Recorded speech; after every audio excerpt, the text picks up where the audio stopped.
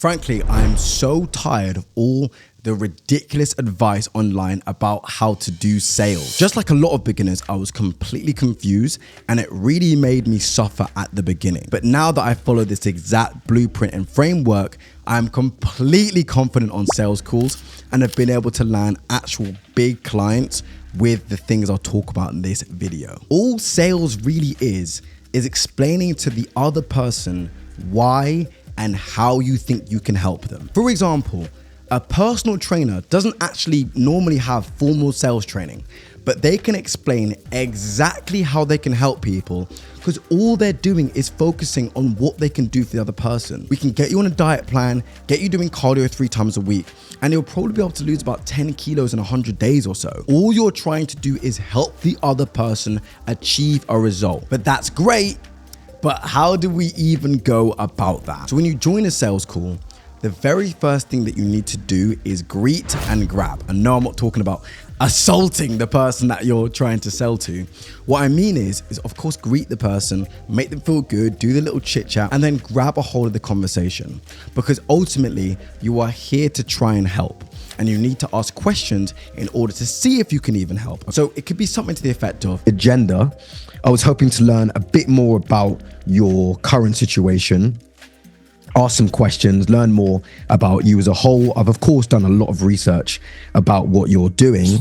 But then once I have a deeper understanding, I can see if I can help. And if I can help, I've built a deck as to where I think you could have a really big advantage in the space.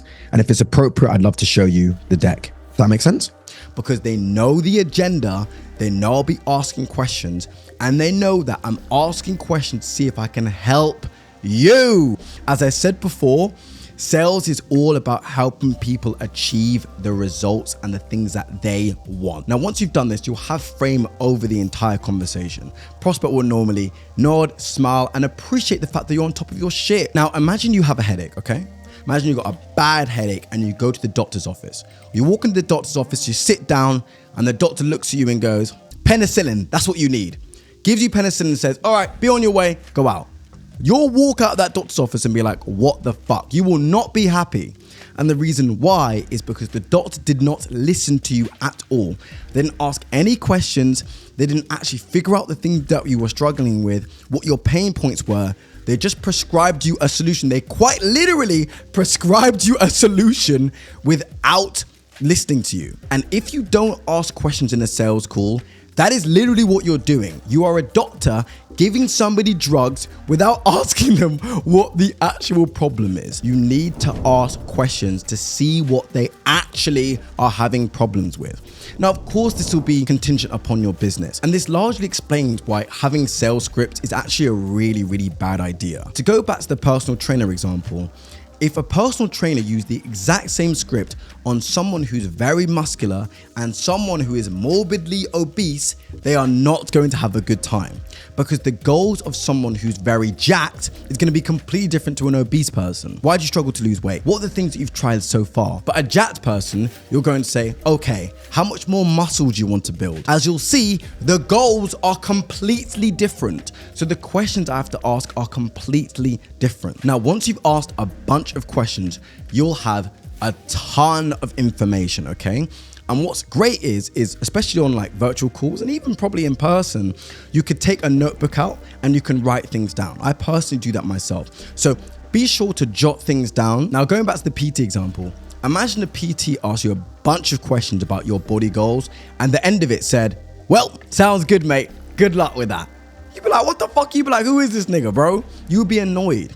Now, the reason why you ask questions is because you want to tailor your solution to their problems. That's the entire point of asking questions. And this is typically called a pitch. So now using all the information that you've written down and the information that's in your head from the questions that you've asked the prospect, they've directly told you the things that they want to achieve and the things that they're struggling with. You're now going to use this information to explain how, from what I've heard and listening to you, I truly believe I can help. I'm positive I can help if I'm being real. My area of expertise is in building communities for content creators that really want to maximize their audience fully. I'm explaining exactly how I can help them in a given time frame and the things that we could potentially do to get them the result they're looking for. But once you do that, you have to transition to the next step seamlessly, because if you don't, it'll be awkward. And the reason why I know this is because on one of my sales calls, I didn't do this properly and it was actually really, really awkward and I was kicking myself. So we need to get this next part correct. So once you've given the pitch, the prospect will either be jumping for joy and say, yes, let's fucking do it, or they'll naturally have some questions. Naturally answer the questions to the best of your ability. Explain the things that you can do. Explain how it will get them to the result, okay?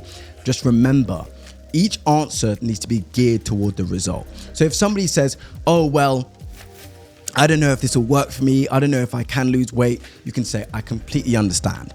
And that's why I have this one system in that will make sure you're hitting the weight that you need to hit. So we can make sure you're getting to your dream body. You see how I'm answering the question, but then I'm also going back to the result, okay? It's all about the result. We're trying to get them the result. So we go back to the result. Now, once you've answered the questions, you can say something very simple, very slick like this. Well, if all your questions have been answered, and you feel confident about the process, the next thing you're probably wondering is the price. Now, once you explain what the price is, you simply shh. If the prospect needs some time to think about it, if they just need to sit on it, let them think. You don't need to justify your price, okay? Because you are an intelligent business owner and you figured out a price that makes sense for you and makes sense for your prospect, okay? So if they are just mulling over it, give them the time and the space that they need. Now, naturally, when you say the price, some prospects are going to come back with you with a bunch of questions. Now, all you need to do is go back to the result, answer their questions, but again, as I said before, continue to go back to the result. You're not selling the weight and the meal plan and the training. What you're selling is the dream body. Or if you have an email service, what you're selling is the fact that they're going to be able to make a bunch of money from your email marketing. Or whether it's content, you're not selling video, you're selling all the money they'll be able to make from the views that they'll be able to get from your video, okay? Go to the result. Now, the last thing I really need you to remember is, no matter what you do, there are going to be some prospects that you just can't close, okay? If you have a close rate around 40%, you're doing great, Bubba, you're doing great.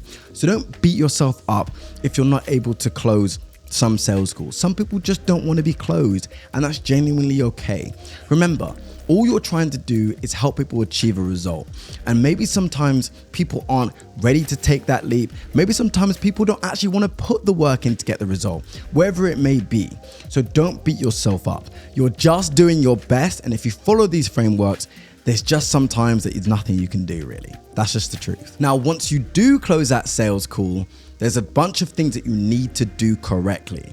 And if you want to know exactly what you need to do correctly, then I highly recommend watching this video because it explains all the things that I do in my sales process.